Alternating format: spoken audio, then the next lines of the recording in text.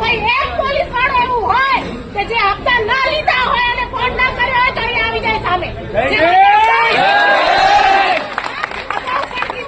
જે સાચા છે એના વિરુદ્ધમાં નથી, પણ ખોટા છે ખોટા. આજે એક પોલીસ વાળો અહીંયા પોઈન્ટ ક્યાં છે એની બધી ખબર છે. આરી નવી મામલાદાર ચાલો અત્યારે હાલવું હોય તો હાલો, મામલાદારની સામે પોઈન્ટ હાલી રહ્યો છે. આરટીઓ સરકાર ભુજનું મિડલ છે મિડલ. અત્યારે શું થઈ રહ્યું છે કોઈને નહીં ખબર. ગણેશનગર ચોકડી ડિલક્સ ગલ્લાઓ પછી અમને એમ કહેવામાં આવે છે કે બેન તમને શું તકલીફ છે બેસી જાઓ. બેસવાના નથી ભાઈ. અમારા છે ને પરિવારો કયા છે પરિવારો વેદના કોણ કે જેને ભોગવ્યો હોય એને. અમારા મંદિરની બાજુમાં જ તમે દારૂ વેચો, મંદિરની અંદર ઘૂસી જાઓ, એટલી હદે તમે હાલ્યા જાઓ ત્યાં સુધી પોલીસ જાગતી નથી. તો પોલીસ કરે શું છે ભાઈ?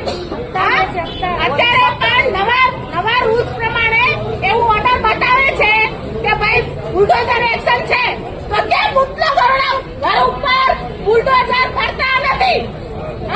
એનો જવાબ આપો. એટલે જેટલા લોકો પોતાનો જીવ હથેળી ઉપર લઈને આવ્યા હોય ને એ રેડ નાખો, નીકળજો. બાકી પોલીસ નો કામ નથી ભાઈ, અહીંથી કહું છું.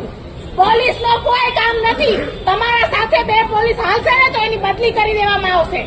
એ હું તમને અહીંથી કહું છું. એટલે જો તમારામાં જીગર હોય ગુજરાતને, ગાંધીના ગુજરાતને નશા મુક્ત કરવાનું જેમ જિજ્ઞેશભાઈએ કીધું છે એનું લોહી ઉકળે છે ને, કારણ કે સાચા છે. સંઘવીભાઈ જેમ નથી ને ભાઈ. તમે છો તો પ્રજાને સાંભળો ને. અમે કોઈ પક્ષની વાત નહીં કરીએ ચલો, પણ તમે પ્રજાને તો સાંભળો. જે મિડલ વાળા છે બધા એરિયા એમાં જઈને સાંજે જુઓ કે શું હાલત થાય છે. એક બેન એવી નહીં હોય જે કામ ધંધો નહીં કરતી હોય, આખા દિવસ મજૂરી કરે, રાતના એને દારૂડે પતિને બેન પૈસા દે, પછી એની માર ખાય, પછી યુવા ધન ક્યાં છે બતાવો. અત્યારે હમણાં મહિનો થયો છે અમારા એરિયામાં. તમે ખાલી સર્વે કરો.